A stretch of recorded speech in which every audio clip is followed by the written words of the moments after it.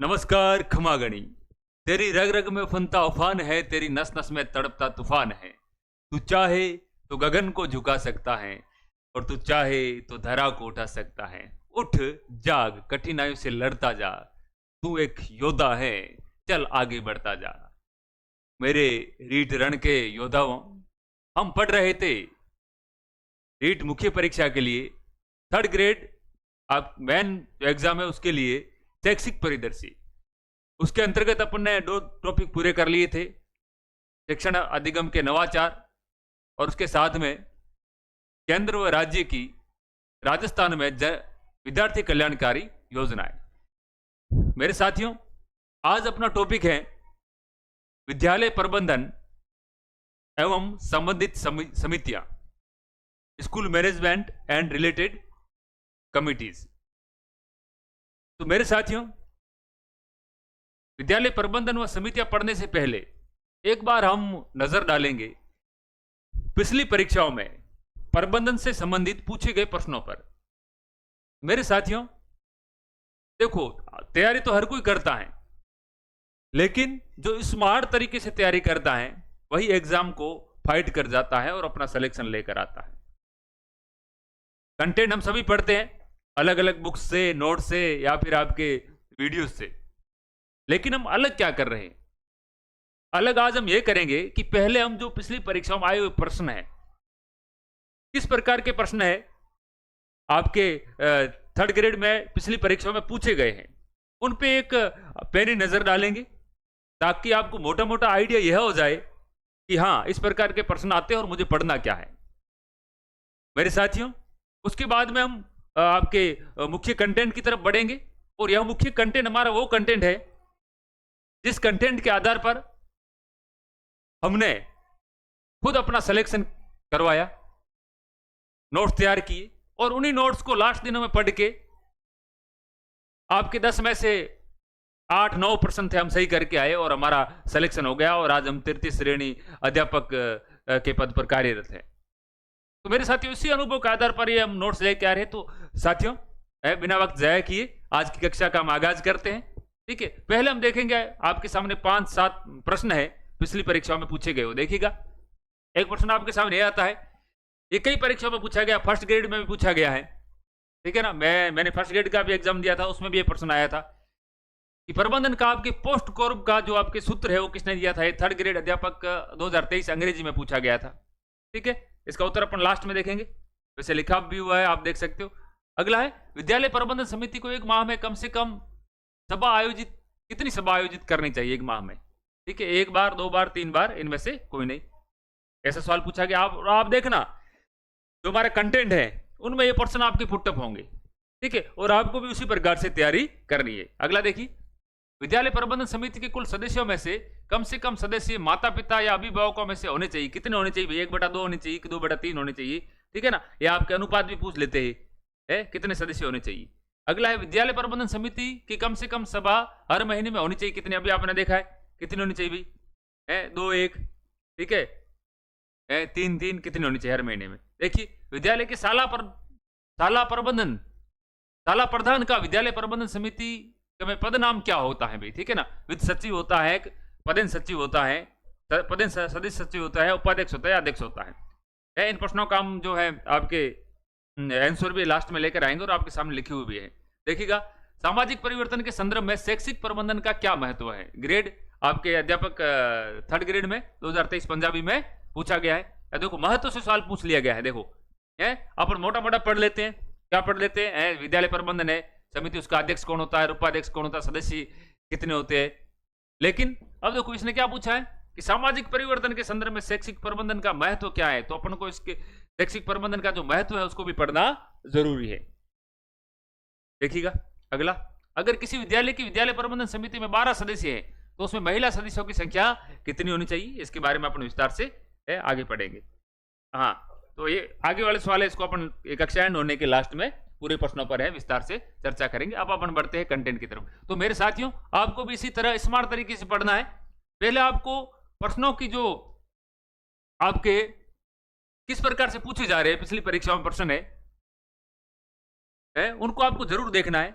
सिर्फ इसका भी नहीं, ठीक है ना, आपको फर्स्ट ग्रेड के प्रश्न मिल जाए तो वो भी आपको देखने हैं कि किस प्रकार से प्रश्नों की जो आपके है ना पूछने का जो मनोवैज्ञानिक तरीका क्या होता है, किस प्रकार से पूछे जाते हैं, प्रश्न पुटअप कहां से होते हैं, ठीक है। और हम गच्चा यहीं पे खा जाते हैं कि हम प्रश्नों की है ना जो पुटअप होने का तरीका नहीं देखते हैं और हम सीधा कंटेंट पढ़ते हैं और बहुत सारा बड़ी बड़ी पुस्तकें पढ़ लेते हैं या बड़े बड़े वीडियोस देख लेते हैं, लेकिन अपन को ये पता नहीं कि प्रश्न किस टाइप से आ रहे हैं, किस प्रश्न की जो प्रश्न का तरीका क्या है, ये अपन को पता होना चाहिए। तभी मैंने आपको ये प्रश्न आपको बताए हैं।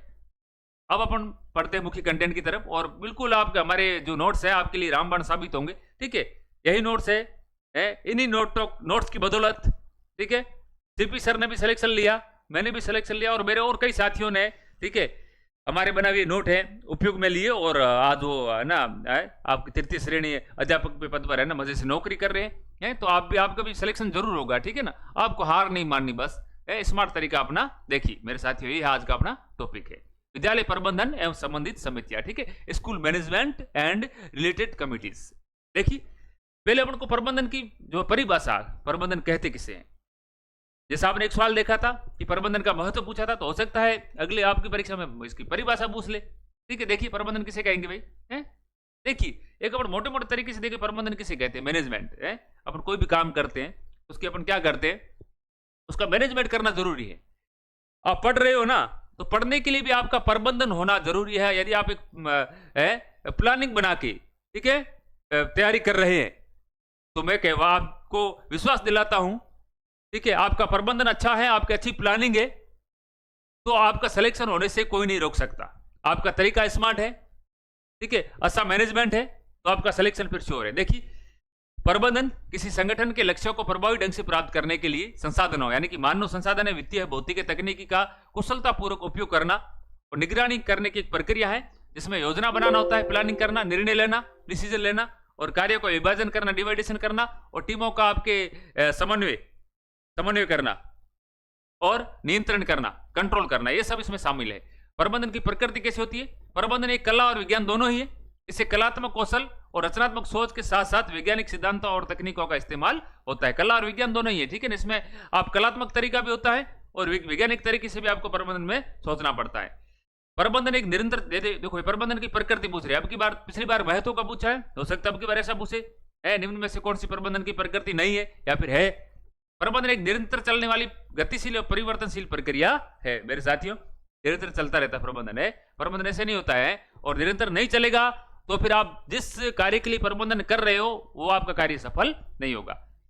प्रबंधन एक सर्वव्यापक, सर्वकालिक, सार्वभौमिक सामूहिक प्रक्रिया है, ठीक है, सर्वव्यापी है, सब जगह होती है, सार्वकालिक हर समय में, सार्वभौमिक भूमि के किसी भी समय आप प्रबंधन कर सकते हैं और सामूहिक प्रक्रिया है। प्रबंधन को एक नहीं, प्रबंधन के लिए आप पूरी टीम काम करती है। प्रबंधन सिद्धांतों को अपनाने से प्रबंधकों को कई स्थितियों को संभालने में मदद मिलती है, ठीक है ना। देखिए शिक्षा प्रबंधन में शिक्षण अधिगम और शोध के साथ साथ विस्तार कार्य को भी महत्व दिया जाता है। शिक्षा प्रबंधन में योजना बनाना, आयोजन करना, स्टाफिंग करना, नियंत्रण करना, निर्णय लेना जैसी प्रक्रियाओं का ज्ञान होना चाहिए। मेरे साथियों यहाँ अपन को प्रबंधन कौन सा पढ़ना है, शैक्षिक प्रबंधन पढ़ना है। कैसा, शैक्षिक विद्यालय प्रबंधन पढ़ना है, ठीक है ना। प्रबंधन हर क्षेत्र में अपने अपने प्रबंधन होते हैं, लेकिन अपन जो है आप इसकी थर्ड ग्रेड की तैयारी कर रहे हैं तो अपने लिए विद्यालय प्रबंधन है वो महत्वपूर्ण हो जाता है। तो ये सब चीज इसमें आती है। प्रबंधन की प्रक्रिया में प्रबंधकों को प्रबंधन और संसाधनों मानव अवसंरचना और वित्त का पर्याप्त ज्ञान होना चाहिए। ये सब चीजें उनको जानकारी होनी चाहिए। इन प्रक्रियाओं का ज्ञान रखने वाला व्यक्ति वैज्ञानिक रूप से एक प्रबंधक के रूप में कार्य कर सकता है। इन सभी का ज्ञान है तो अच्छे प्रबंधक के रूप में कार्य कर सकते हैं। देखो अब प्रबंधन के कार्य क्या क्या होते हैं, देखिए ये ध्यान रखना है। आपसे पूछा जा सकता है प्रश्न, निम्न में से कौन सा प्रबंधन का कार्य नहीं है या कौन सा है, ठीक है ना। 4 ऑप्शन देखे, किसी भी प्रकार से प्रश्न की प्रकृति बन सकती है। देखिएगा पहला नियोजन करना है प्रबंधन का कार्य। देखिए मेरे साथियों प्रबंधन के कार्य नियोजन है, मोटा मोटा रूप देखते हैं, योजना बनाएंगे, नियोजन एंड प्लानिंग करना। क्या करना जी, प्लानिंग करना, ठीक है, प्लानिंग होनी चाहिए, नियंत्रण होना चाहिए प्रबंधन पे है। उसके साथ में जो सहकर्मी है प्रबंधन जो भी कर रहे हैं नियंत्रण होना चाहिए, संगठन होना चाहिए है, संगठन संप्रेषण आपस में होना चाहिए, समन्वय होना चाहिए। समन्वय नहीं है तो प्रबंधन नहीं कर पाएंगे है। मारवाड़ी में अपने एक काया करे है कि एक उत्तर जावे एक दक्षिण जावे है। भाई एक उत्तर जावेला ने एक दक्षिण जावेला तो कोई भी काम है वो आप सफल नहीं हो पावेला। क्यों मतलब है अपन लक्ष्य प्राप्त करनो है आप गोल अचीव करनो है तो अपन मतलब जो को भी काम न कर रहा उन्हें एक ही दिशा में जाना जरूरी है। यदि पहलो बंदो उत्तर दिशा में जा रहे हो तो दूसरे ने भी उत्तर दिशा में जाना जरूरी है।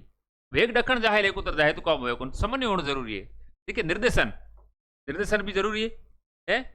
साथ में नियुक्ति करना है, जो इसका मैन प्रबंधन करता होगा वो नियुक्ति करेगा। निर्णय लेना, स्टाफिंग करना, अभिप्रेरणा और आयोजन करना, ये सब किसके प्रबंधन के आपके कार्य है। प्रबंधन के कार्य आप मोटे मोटे देख लेना इसको एक बार, आपको सभी ध्यान में। इसमें एक और कोई दूसरा हो जोड़ के आपसे पूछ सकता है, 3 ये दे दे और एक अलग दे सकता है। आप देखो प्रबंधन के प्रमुख सिद्धांत क्या क्या है, देखिए सिद्धांत ये देखिए। मेन सिद्धांत यही पूछा गया था जब मैंने आपको पहला प्रश्न लेके आया था, ठीक है ना। पहला प्रश्न पोस्ट कॉर्ब एक सूत्र है प्रबंधन का, ठीक है। और प्रबंधन में आपके लुथर जो गुल्लिक है इसका नाम है आपके मुख्य रूप से लिया जाता है, क्योंकि इनका दिया गया सिद्धांत है वो बहुत चलन में है और सर्वमान्य भी है। देखिएगा, लुथर गुलिक द्वारा प्रबंधन के 7 महत्वपूर्ण तत्वों या कार्यों को पहचान कर उनका एक सिद्धांत दिया गया। अब ये सिद्धांत किस प्रकार से बनाया गया, इसमें ज्यादा कुछ नहीं किया गया। देखिएगा, है पहला अक्षर लिया गया सभी का, है तो उसमें 7 सिद्धांत है। कितने? 7 महत्वपूर्ण कार्य। देखिए मैं 7 कार्यों को आपके सामने वर्णन कर रहा हूं। देखिएगा, लुथर गुलिक साहब हुए। पहला देखो, पी से मतलब है प्लानिंग। क्या करना जी?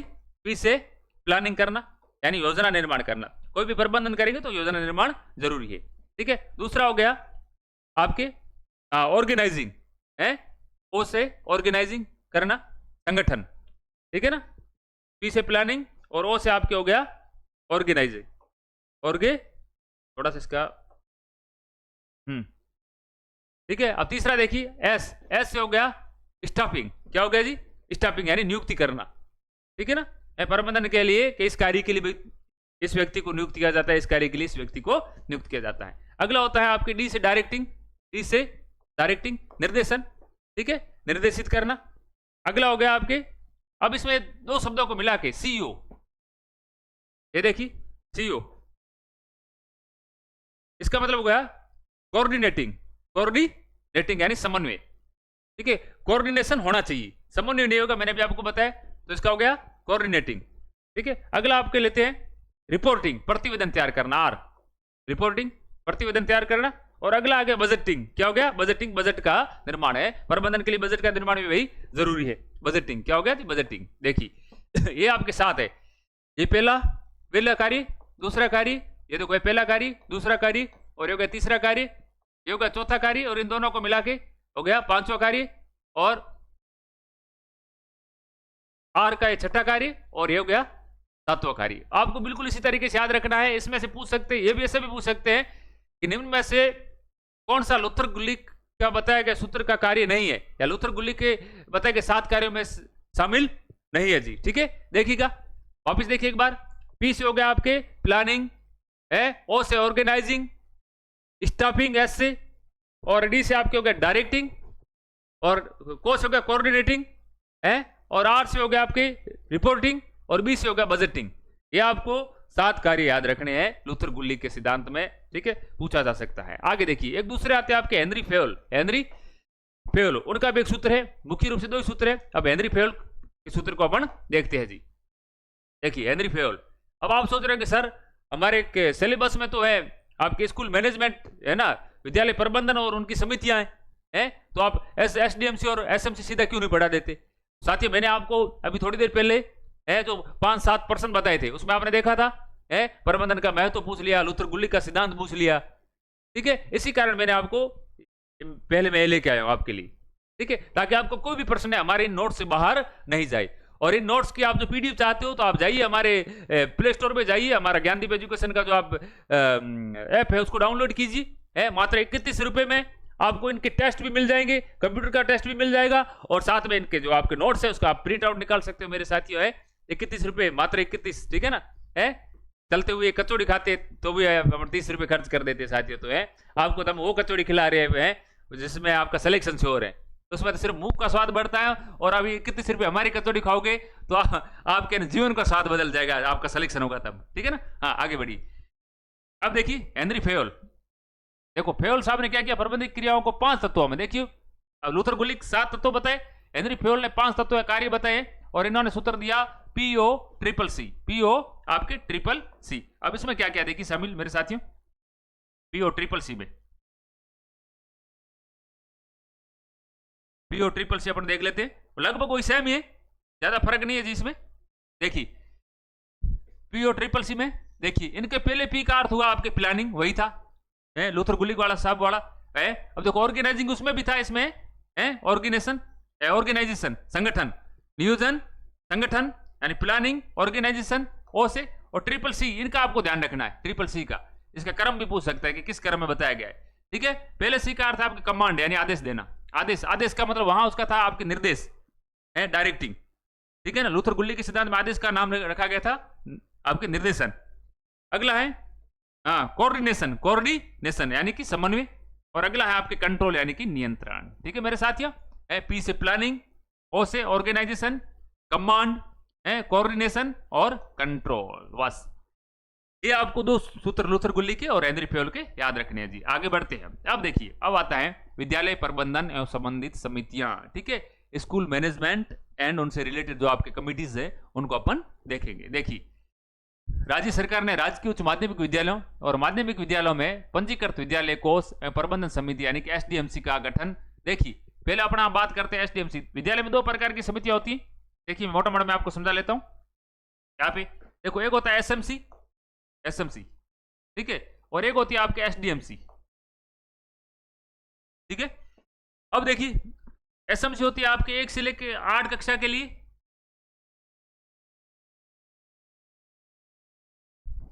और एसडीएमसी होती है आपके 9 से लेके 12 कक्षा के, ठीक है। इसका होगा स्कूल मैनेजमेंट कमिटी, इसका होगा school development and management committee है।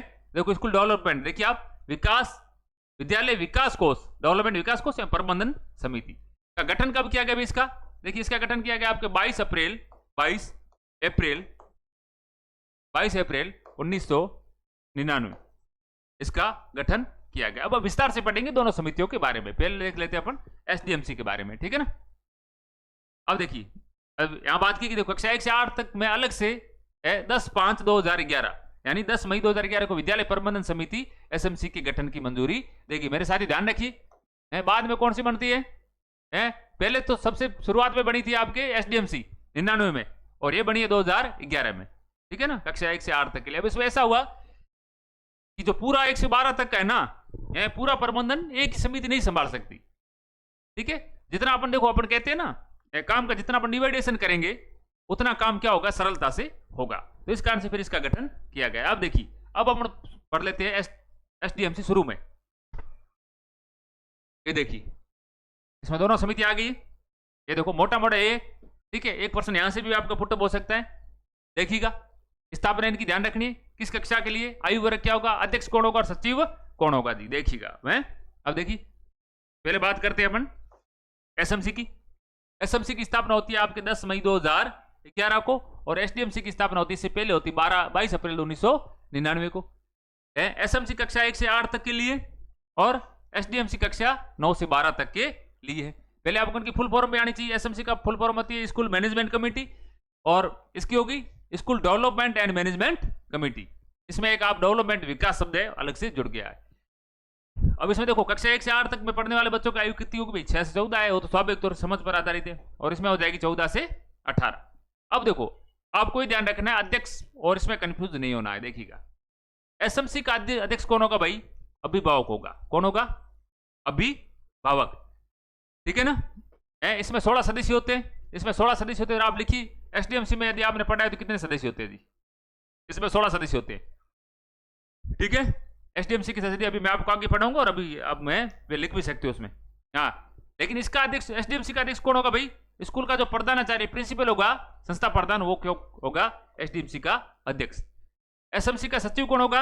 ये प्रधानाचार्य होगा, सचिव प्रधानाचार्य होगा। लेकिन यहाँ कौन होगा? वरिष्ठ अध्यापक आपके क्या होगा जी? वरिष्ठ अध्यापक सचिव होगा। देखिए प्रधानाचार्य यदि वहां पे वाइस प्रिंसिपल है तो सचिव हो जाएगा, वाइस प्रिंसिपल नहीं है तो फर्स्ट ग्रेड है जो सीनियर वो होगा, उसके बाद वो भी नहीं है सेकंड ग्रेड, और सेकंड ग्रेड भी नहीं है तो फिर वरिष्ठ जो थर्ड ग्रेड में आ रहा है वो वरिष्ठ इसमें आपके सचिव बन जाएगा। दोनों का ध्यान रखना है। एसएमसी में अध्यक्ष अभिभावक और सचिव आपके संस्था प्रधान होगा, लेकिन एसडीएमसी में अध्यक्ष संस्था प्रधान और सचिव वरिष्ठ अध्यापक होगा। आगे देखिए। अब देखिए, आदर्श विद्यालय योजना, समन्वित विद्यालय योजना के अंतर्गत जारी आदेश दिनांक 21 जनवरी 2015 के अनुसार प्रत्येक विद्यालय में 2 प्रकार की प्रबंधन समितियां होनी चाहिए। ठीक है, यदि विद्यालय 1 से 8 तक है तो विद्यालय प्रबंधन समिति होगी आपके, और विद्यालय 9 से 12 तक है तो विद्यालय विकास एवं प्रबंधन समिति होगी। दोनों ही समितियों का संचालन अध्यक्ष और सचिव के संयुक्त हस्ताक्षरों के द्वारा किया जाएगा तथा बैंक के लेन देन के लिए दोनों के हस्ताक्षरों का प्रावधान जरूरी है। इनका एक आपके खाता बनता है दोनों समितियों का, और बैंक में लेन देन होगा तो फिर आपके दोनों के हस्ताक्षर, किसके, अध्यक्ष के भी और सचिव के दोनों के हस्ताक्षर के बिना आप लेन देन नहीं कर सकते जी। आगे देखिए, अब ये किसके लिए, एसडीएमसी माध्यमिक या उच्च माध्यमिक विद्यालयों के लिए, ठीक है, अभी बताया, और एसएमसी आपकी उच्च प्राथमिक विद्यालयों के लिए है। ठीक है ना। हाँ, आगे देखिएगा। अब बात करते हैं विद्यालय प्रबंधन समिति यानी एसएमसी की। एसडीएमसी की हमने बात की है, स्कूल मैनेजमेंट कमेटी। देखिए, राज्य में संचालित समस्त राजकीय सहायता प्राप्त अनुदानित प्राथमिक, ठीक है, उच्च प्राथमिक, माध्यमिक या उच्च माध्यमिक विद्यालय जिसमें प्रारंभिक स्तर की कक्षाएं, देखो कक्षा यदि स्कूल यूपीएस है, उच्च प्राइमरी है, ठीक है, तो वहां तो 1 से 8 तक आपके एसएमसी होगी, लेकिन आपकी सीनियर सेकेंडरी विद्यालय है, ठीक है, उच्च माध्यमिक है, तो वहां पर भी आपकी क्या होगी, एसडीएमसी तो होगी, लेकिन अलग से एसएमसी भी होगी। उनमें निःशुल्क एवं अनिवार्य बाल शिक्षा का अधिकार 2009 की धारा 21, इसमें देखिए धारा भी याद रखनी है, धारा 21 तथा राजस्थान आरटी नियमावली 2011 के अध्याय 2, देखो आपके 2009 में तो धारा 21, लेकिन 2011 की जो नियमावली है, ठीक है, उसके अध्याय नंबर 2 और धारा 3 और 4 के अनुपालना में एसएमसी का गठन किया जाएगा। दोनों का अलग अलग ध्यान रखना है। 11 का पूछ ले तो धारा 3 और 4 है, लेकिन 2009 का पूछ ले तो 21 है। हाँ, आगे देखिए, राज्य सरकार के आदेश 10 मई 2011 के मूल संविधान में 21 जून 2016 के संयुक्त शासन सचिव द्वारा संशोधन किया गया और आपके एसएमसी के गठन का प्रावधान रखा गया। देखो, विद्यालय प्रबंधन समिति के 2 भाग होते हैं, ठीक है, उसका एक भाग ही होता है, एसडीएमसी का 2 भाग नहीं होते हैं। इसमें आपके 2 प्रकार के आपके भाग होते हैं, एक तो होती है साधारण सभा और एक होती है कार्यकारिणी समिति। आप बिल्कुल ध्यान रखोगे, इसमें दोनों के अलग अलग बैठकें होती हैं और कोरम पूर्ति होती है दोनों की, ठीक है, साधारण सभा और दूसरी आपकी कार्यकारिणी समिति। पहले बात करते हैं साधारण सभा की। देखिए, मैं विद्यालय में अध्ययनरत प्रत्येक विद्यार्थी के माता पिता आएंगे, उसके संरक्षक समस्त अध्यापक आ जाएंगे, संबंधित कार्य क्षेत्र में निवास करने वाले सभी जनप्रतिनिधि सदस्य होंगे। देखो, साधारण सभा में कौन कौन आएंगे, ठीक है, विद्यार्थी के अभिभावक या माता पिता अभिभावक, समस्त बालकों के अभिभावक, साथ में आपके समस्त अध्यापक उस विद्यालय के समस्त अध्यापक और संबंधित कार्य क्षेत्र में निवास करने वाले समस्त आपके जनप्रतिनिधि और वहां के समस्त जनप्रतिनिधि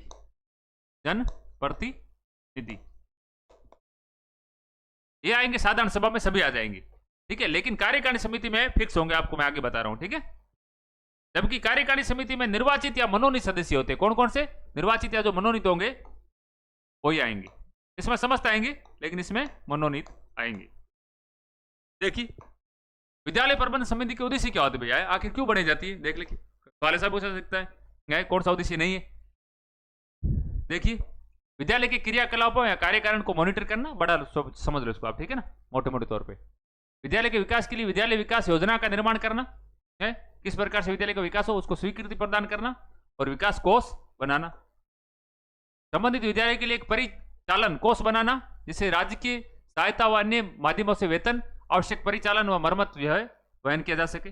दानदाताओं से आर्थिक सहायता या दान प्राप्त करना है। विद्यालय प्रबंधन में विद्यालय कोष बना हुआ है और विद्यालय में राशि की आवश्यकता है, भौतिक संसाधन या किसी के लिए, तो दानदाता होते भामा से उनसे सहायता प्रदान या दान लिया जा सके, ठीक है। प्रारंभिक शिक्षा विभाग के अंतर्गत संचालित सर्व शिक्षा अभियान, समग्र शिक्षा अभियान के अंतर्गत विद्यालयों के विकास, भवन निर्माण, मरम्मत एवं रख रखाव, ट्रांसफर वाउचर योजना जो अपने पढ़ी है, शिक्षण अधिगम सामग्री, शिक्षण अधिगम उपकरण, विद्यालय फैसिलिटी ग्रांट और टीएलएम ग्रांट, ठीक है, अन्य ग्रांट्स, जितने जिस प्रकार के ग्रांट्स बने हुए हैं अन्य मदों के अंतर्गत उपलब्ध कराएगी राशियों प्रावधानों से निर्माण विकास कार्य करवाना, यानी विद्यालय से संबंधित जितने विकास है विद्यालय प्रबंधन समिति करवाएगी। संस्था की समितियों का बेहतर उपयोग और बेहतर विकास। अब देखो साधारण सभा के सदस्य कौन कौन होते हैं जी, देखिए संबंधित विद्यालय में अध्ययन प्रत्येक विद्यार्थी के माता पिता भी अपना पढ़ा है, संरक्षक, ठीक है, सभी अध्यापक हैं और प्रबोधक भी आगे, निवास करने वाले जिला प्रमुख, प्रधान, सरपंच, नगर पालिका अध्यक्ष हो और संबंधित कार्य क्षेत्र निवास करने वाले समस्त जिला परिषद के सदस्य वगैरह हो गए। ये देखो भाई जिले के आधार पर बनी है, नगर पालिका में नगर पालिका पार्षद, पंचायत समिति सदस्य, वार्ड पंच, सभी इसके सदस्य होते हैं। समिति की कार्यकारिणी समिति में निर्वाचित मनोनीत शेष सदस्य जो उपरोक्त में शामिल नहीं, वो भी निर्वाचित या किए गए तो वो भी शामिल होंगे। अब देखिए साधारण सभा की बात करते हैं। देखो साधारण सभा समिति को नियम संख्या 4 में वर्णित समस्त प्रकार के सदस्य मिलकर साधारण सभा का निर्माण करेंगे और समिति की कार्यकारिणी समिति का अध्यक्ष, उपाध्यक्ष और सदस्य सचिव साधारण सभा के अध्यक्ष, उपाध्यक्ष और सदस्य सचिव होंगे, ठीक है ना। जो आपके क्या है, समिति की कार्यकारिणी समिति का जो अध्यक्ष होगा, उपाध्यक्ष होगा और सदस्य सचिव होगा, वही साधारण सभा का भी आपके अध्यक्ष, उपाध्यक्ष और सदस्य सचिव होंगे। अब देखिए सदस्यों का वर्गीकरण देखते हैं। हाँ, सदस्यों का वर्गीकरण, समिति के सभी सदस्य साधारण सदस्य होंगे। सदस्यों द्वारा चंदा व शुल्क दिया जाएगा। साधारण सभा के सदस्यों द्वारा कुछ शुल्क व चंदा प्रारंभ से अनिवार्य नहीं होगा। सदस्य स्वेच्छा से चंदा दे सकेंगे। समिति की साधारण सभा 2/3 बहुमत से वार्षिक सदस्य शुल्क तय करेगी। कितने? 2/3 बहुमत से, यानी समिति में जितने सदस्य आए हैं उनमें से 2/3 2/3 वार्षिक शुल्क तय करेगी। एक सदस्य को इतना शुल्क देना पड़ेगा। और सदस्यता समाप्ति कब होती है? साधारण सभा के सदस्यों की सदस्यता निम्न स्थितियों में स्वतः ही समाप्त हो जाती है। यदि वो सदस्य को उसको मृत्यु होने पर, त्याग पत्र दे दिया है, निर्वाचित सदस्यों के निर्वाचित नहीं रहने पर, ठीक है, निर्वाचित नहीं रहते तो भी सदस्य समाप्त हो जाती है। और विद्यार्थी के विद्यालय छोड़ देने पर उसके माता पिता संरक्षित सदस्यता समाप्त हो जाएगी। भाई बालक विद्यालय छोड़ के चला गया है, ठीक है, तो उसके माता पिता की सदस्यता समाप्त हो जाएगी। पदेन सदस्य के पद पर नहीं रहने पर सदस्यता समाप्त हो जाएंगे। अब देखो साधारण सभा के अधिकार एवं कार्य करते क्या है? विद्यालय के परिचालन, व्यय, मद में आय व्यय में अंतर होने पर संरक्षकों, सामान्य जनता एवं अन्य दानदाताओं से आर्थिक सहायता, दान प्राप्त करने, कार्यकारिणी समिति द्वारा प्रस्तुत प्रस्ताव पर विचार विमर्श करने और निर्णय लेना। विद्यालय के विकास हेतु आवश्यक विकास राशि के इकट्ठा करने पर विकास राशि और कार्यकारिणी समिति द्वारा दिए गए कार्यों की समीक्षा करना। नोट: साधारण सभा में निर्णय प्रथमतः सर्वसम्मति से नहीं होने पर बहुमत से लिए जाएंगे, ठीक है ना। निर्णय जो है वो तो पहले सर्वसम्मति, सभी एक कह देते एक जैसा तो ठीक है, और सर्व की समिति नहीं है तो फिर बहुमत उनका वोटिंग करवाई जाएगी। और क्या आधार पर? देखो बैठकें कब कब होती है, देखिए बैठकों का ध्यान रखना पूछा जा सकता है। साधारण सभा की वर्ष में प्रत्येक वर्ष जुलाई से मार्च तक 3 बैठकें अर्थात 3 माह में 1 बैठक अनिवार्य होगी, ठीक है ना। कितने माह में? 3 माह में 1 बैठक। और साल में कितनी? 3 बैठकें होना जरूरी है, देखिए। और आवश्यकता पड़ने पर अध्यक्ष है या सदस्य सचिव है, वो कभी बैठक बुला सकता है इमरजेंसी की स्थिति में। आगे देखिए, साधारण सभा की बैठक का कोरम कितना चाहिए? कम से कम साधारण सभा के सदस्यों की कुल संख्या का आपके 25% होंगे। कितने? जैसे आपके साधारण सभा के 100 सदस्य है तो 100 में से आपके 25 का होना अनिवार्य है। बैठक की सूचना 4 दिन पूर्व या अत्यावश्यक होने पर बैठक की सूचना 2 दिवस पूर्व दिया जाना आवश्यक है, ठीक है ना। बैठक रखी जाती 4 दिन पहले सूचना दो, और मतलब अति आवश्यक स्थिति में यदि बैठक आपके ली जाती है तो आपके 2 दिन पूर्व सूचना दिया जाना आवश्यक है। आगे देखिए, कोरम के अभाव में स्थगित बैठक पूर्ण। देखो यदि कोरम पूर्ति नहीं हुई है, माना कि 100 आपके टोटल सदस्य और 25 जने नहीं आए, 4 5 आए, 10 जने आए, तो कोरम पूर्ति नहीं हुई तो आपके बैठक भी शुरू नहीं होगी। तो इसके अभाव, कोरम के अभाव में बैठक पूर्ण 7 दिन पश्चात उसी निर्धारित स्थान व समय पर आयोजित की जाएगी। बाद में कोरम पूर्ति नहीं होने में 7 दिन के बाद में की जाएगी। स्थगित बैठक में कोरम की कोई आवश्यकता नहीं होगी, लेकिन विचारणीय विषय वही होंगे जो पूर्व में एजेंडा में थे। दोबारा यदि कोरम पूर्ति होती है कि नहीं होती है तो फिर वो आवश्यकता नहीं रहेगी। समिति कार्यकारिणी, देखिए अब कार्यकारिणी समिति आती है, ये देखिए पहले साधारण सभा पढ़ लिए।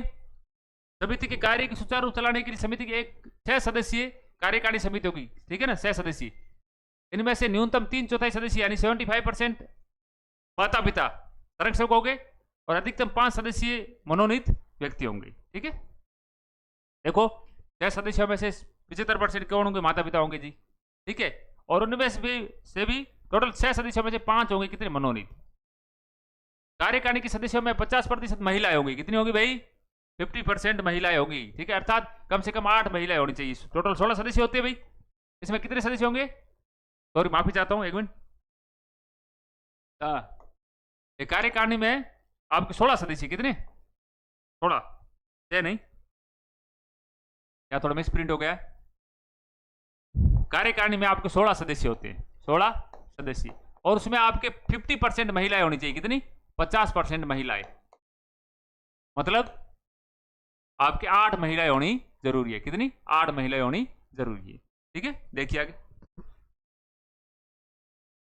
8 महिलाएं आवश्यक रूप से होगी, जिसके पदाधिकारियों सदस्यों का निर्वाचन मनोनयन नियम 12 की सारणी के अनुसार होगा, यानी उनका मनोनयन किया जाएगा। कार्यकारिणी की समिति में माता पिता या संरक्षक सदस्यों का निर्वाचन प्रत्येक वर्ष के प्रारंभ में नामांकन प्रक्रिया होने पर 14 अगस्त से पूर्व साधारण सभा द्वारा, ये देखो माता पिता जो है सदस्य बन रहे हैं नए, ठीक है, तो उनका जो भैया आपकी निर्वाचन कब किया जाएगा? सत्र शुरू हो गया, जुलाई में शुरू होता है, 14 अगस्त से पूर्व कर लिया जाएगा। ठीक है ना? कौन करेगा निर्वाचन इनका? है कार्यकारिणी की समिति में माता पिता का जो निर्वाचन कौन करेगा भाई? तो साधारण सभा के सदस्य वही आपके करेंगे, साधारण सभा करेगी। ठीक है, अब कार्यकारिणी समिति के अन्य पदाधिकारी निम्न होंगे। देखिए, एसएमसी के कार्यों को सुचारू रूप से चलाने के लिए समिति की एक 16 सदस्यीय कार्यकारिणी समिति होगी, जिसके निम्न पदाधिकारी होंगे। ये देखिए, ये एसएमसी के आपके अध्यक्ष, उपाध्यक्ष, सदस्य है, मोटा मोटा विवरण है, आप देख लीजिए। ठीक है, देखो अध्यक्ष कौन होगा? समिति की साधारण सभा द्वारा माता पिता संरक्षक सदस्यों में से कार्यकारिणी समिति तो निर्वाचित 11 सदस्यों में से कार्यकारिणी समिति के सदस्यों द्वारा निर्वाचित एक अध्यक्ष होगा। उपाध्यक्ष भी इसी प्रकार का होगा। ठीक है, वापिस उसी प्रकार जिस प्रकार से अध्यक्ष का जो चुनाव निर्वाचन होगा, उपाध्यक्ष का होगा। सदस्य देखिए, साधारण सभा द्वारा माता पिता संरक्षक सदस्यों में से कार्यकारिणी समिति तो निर्वाचित 11 सदस्य। कितने लिए जाएंगे भाई? 11, जिनमें कम से कम 6 महिलाएं है, एक अनुसूचित जाति और एक अनुसूचित जनजाति से संबंधित होगी। ये भी जरूरी है, एक अनुसूचित एसटी की होगी और एक होगी एससी की। देखिए, पदेन सदस्य कौन होगा? वह ग्राम पंचायत, नगर पालिका, जिस वार्ड में विद्यालय स्थित है वहां के वार्ड पंच और पार्षद है, वो पदेन सदस्य होंगे। पदेन सदस्य सचिव कौन होगा? प्रधानाध्यापक या है ना, न होने पर वरिष्ठतम जो अध्यापक होगा वो या तो प्रधानाध्यापक, और प्रधानाध्यापक नहीं है तो वरिष्ठतम या प्रबोधक जो भी होगा वो पदेन आपके सदस्य सचिव होगा। अब देखो, निर्वाचित अध्यापक, विद्यालय के अध्यापकों द्वारा समिति हेतु निर्वाचित एक अन्य महिला अध्यापक या प्रबोधक, यदि उपलब्ध नहीं हो तो पुरुष प्रबोधक भी आ सकता है, अध्यापक या प्रबोधक। आगे देखो, मनोनीत सदस्य। देखिए, विद्यालय परिक्षेत्र के विधानसभा सदस्य द्वारा नामित ऐसे 2 व्यक्ति जिसमें कम से कम एक महिला तथा एक माता पिता या संरक्षक सदस्यों में से हो, जो ग्रामीण क्षेत्र है तो उस राजस्व ग्राम या शहरी क्षेत्र है उस वार्ड का निवासी हो जिसमें विद्यालय स्थित है, वहां का होना चाहिए स्थानीय, अथवा समिति के माता पिता या संरक्षक सदस्यों द्वारा मनोनीत स्थानीय शिक्षा शास्त्री अथवा विद्यालय मनोनयन में प्रथम प्राथमिकता विधानसभा सदस्य द्वारा नामित व्यक्तियों को दी जाए। ठीक है, और मनोनयन से पूर्व विधानसभा सदस्य द्वारा नामित व्यक्तियों की उसमें लिखित स्वीकृति लिया जाना आवश्यक होगा। मनोनयन में द्वितीय प्राथमिकता विद्यालय परिक्षेत्र के निवासी राष्ट्रीय स्तर पर पुरस्कार प्राप्त शिक्षक को दी जाए। ये मोटा मोटा आप देख लेना, इसको पढ़ लेना। और कुल सदस्य होंगे 16। अब नोट्स लिखे हैं। कार्यकारिणी समिति में महिला सदस्यों का निर्वाचन मैंने इस प्रकार किया जाएगा जैसे कि समिति में कम से कम 8 महिलाएं भी उसमें आवश्यक रूप से शामिल हो जाओ, यानी 50% उनका होना जरूरी है। अब देखो, पदाधिकारियों का चुनाव। पदाधिकारियों का चुनाव कैसे होगा? कार्यकारिणी समिति अपने अध्यक्ष तथा उपाध्यक्ष का चुनाव कार्यकारिणी समिति है तो साधारण सभा द्वारा निर्वाचित माता पिता या संरक्षक सदस्यों में से करेगी, या निर्वाचित अध्यक्ष उपाध्यक्ष समिति की साधारण सभा के भी अध्यक्ष और उपाध्यक्ष होंगे। मतलब जो साधारण सभा के अध्यक्ष और उपाध्यक्ष होंगे वही आपकी कार्यकारिणी समिति के अध्यक्ष और उपाध्यक्ष होंगे। अध्यक्ष उपाध्यक्ष का कार्यकाल 2 वर्ष अथवा तब रहेगा जब तक कि वह कार्यकारिणी समिति के सदस्य रहे। ठीक है, इसकी एक तो विषय आपके हैं कि 2 वर्ष का रहेगा इसका अध्यक्ष और उपाध्यक्ष कार्यकाल, लेकिन ऐसा हो गया, ठीक है, उसके बालक ने विद्यालय छोड़ दिया तो फिर विद्यालय छोड़ने पर उसकी सदस्यता स्वतः ही समाप्त हो जाएगी, तो फिर वो उसका अध्यक्ष और उपाध्यक्ष नहीं रह पाएगा। आगे देखिए, कार्यकारिणी समिति के पदाधिकारी के अधिकार का कर्तव्य क्या है? देखो, अध्यक्ष के कार्य क्या है? हम पूरा विस्तार से लेके आए हैं। अध्यक्ष कार्य, विद्यालय प्रबंधन समिति की साधारण सभा एवं कार्यकारिणी की सभी बैठकों की अध्यक्षता करना, सीधी बात है। बराबर मत आने पर निर्णायक मत देना, ठीक है। किसी मामले को लेकर आपके वोटिंग करवाई गई, बराबर मत आ गए, 100 में से 50-50 आ गए, दो है तो फिर निर्णायक मत अध्यक्ष देगा। बैठकों को आहूत करना, ठीक है, बैठकों को बुलाना और उनको आहूत करना। अगला देखिएगा, समिति का प्रतिनिधित्व करना, आपके संविदा व अन्य दस्तावेज हस्ताक्षर करना, आय व्यय पर नियंत्रण रखना। अब देखते उपाध्यक्ष के कार्य है, लगभग उसी जैसे होंगे। अध्यक्ष की अनुपस्थिति में, ठीक है, सभी कार्य संपादित करना, कार्यकारिणी समिति द्वारा निर्देशित अन्य समस्त कार्य करना, ठीक है। उपाध्यक्ष अध्यक्ष की अनुपस्थिति में कार्य करेगा और अन्य जो समिति कार्य इसको निर्देशित करेगी वो करेगा। सचिव के कार्य, बैठक के कार्य बिंदु तैयार करना, बैठक आहूत करने की सूचना जारी करना है सचिव के कार्य, 2 कार्यों में, ठीक है। तीसरा देख लीजिए, बैठक का कार्यवाही विवरण तैयार करना है, रिकॉर्ड रखना है, साधारण जनता को अवलोकन हेतु उपलब्ध कराना, समिति के संबंधित सभी आंकड़े तैयार करना, अधिकृत मामलों पर समिति को से हस्ताक्षर कराना, उसके विद्यालय के अधिकारी क्षेत्र में आने वाले सभी रिकॉर्ड संपत्ति की सुरक्षा हेतु वैधानिक एवं अन्य उत्तरदायित्व जो भी आवश्यक हो उसका निर्वहन करना। कार्यकारिणी समिति का कार्यकाल कितना होता है, देखो भाई, कार्यकारिणी के मनोनीत निर्वाचित सदस्य कार्य 2 वर्ष होता था, उस समय तक रहेगा जब तक विद्यालय समिति के निर्वाचित मनोनीत सदस्य रहेंगे वो, ठीक है, दोनों में से कोई एक हो। अब कार्यकारिणी की बैठकें देखो, कार्यकारिणी समिति की बैठक प्रति माह अमावस्या के दिन आयोजित होगी, ये आपको ध्यान रखना है। देखिए साधारण सभा की बैठकें कब होगी भाई, आपके साधारण सभा देखो, दोनों का देख लो, साधारण सभा की बैठक कब होगी भाई, तो साल में आपके देखो मार्च से लेके जुलाई से मार्च तक 3 बैठकें, जुलाई से मार्च तक कितनी बैठकें, 3 बैठकें, और कम से कम 3 माह में 1 बैठक होना जरूरी है, ठीक है। लेकिन कार्यकारिणी समिति की बैठक कब होगी, कार्यकारिणी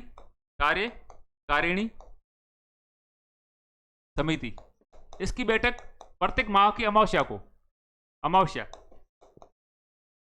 देखिए भाई, जो माता पिता होते हैं ज्यादातर क्या होते हैं भाई, कोई मजदूरी करने वाला या फिर कारीगर होता है, या फिर अदर कोई काम करता है, और ऐसा होता है कि अमावस्या के दिन लगभग सब है वो छुट्टी पर रहते, घर पे रहते, इस कारण इस अमावस्या की तिथि को तय किया गया है, ठीक है ना। आप देखा होगा कारीगर होते हो अमावस्या के दिन क्या रहते हैं, अवकाश पे छुट्टी करते हो, ठीक है, आयोजित की जाती है। और अमावस्या के दिन अवकाश होने पर बैठक अगले कार्य दिवस को आयोजित की जाएगी। जैसे ऐसा हो गया है, अवकाश आ गया अमावस्या के दिन, आपके रविवार आ गया अमावस्या के दिन, तो फिर क्या किया जाएगा, सोमवार के दिन में वो बैठक आयोजित की जाएगी। देखिए, सदस्य सचिव अध्यक्ष से विचार विमर्श कर समिति की बैठक का समय व समय स्थान निर्धारित करेगा। किसे जो आपके सचिव है सदस्य, वो अध्यक्ष से विचार विमर्श करेगा और बैठक का स्थान किस जगह पे रखनी है, ठीक है, और समय क्या रहेगा ये आपके निर्धारित करेगा।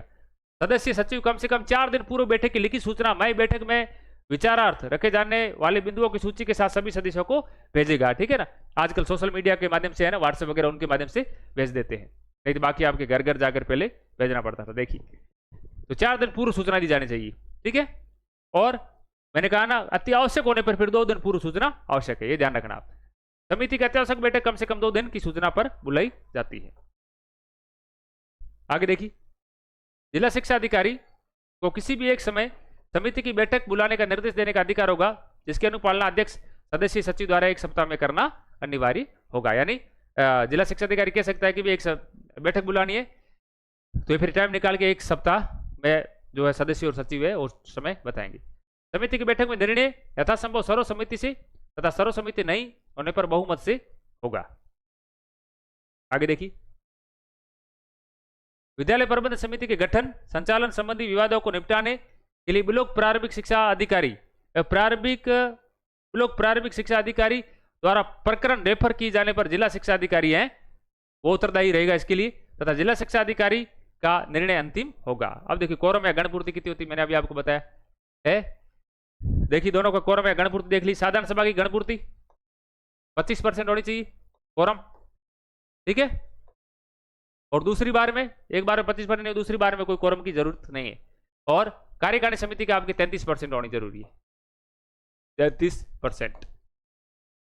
ये साधारण सभा की और ये होगी आपकी कार्यकारिणी की, ठीक है। 1/3 33% कोरम पूर्ति है कार्यकारिणी समिति के कुल सदस्यों की संख्या के 1/3 से अधिक सदस्यों में उपस्थित होने आवश्यक है। ठीक है, अध्यक्ष और उपाध्यक्ष की अनुपस्थिति में अपनाई जाने वाली कार्यविधि। ठीक है, आगे देखिए, अध्यक्ष और उपाध्यक्ष दोनों की अनुपस्थिति में यदि समिति का कोई अन्य माता पिता या संरक्षक सदस्य अध्यक्ष है तो चुना जावे। ठीक है, यदि ये नहीं है, अनुपस्थित है, तो ठीक है, आपके कार्यकारिणी समिति के सदस्यों द्वारा माता पिता संरक्षक में कोई एक अध्यक्ष चुना जाएगा। ठीक है, और जिसे ऐसा करने के लिए बाकी अनुपस्थित सदस्य चुने। कौन?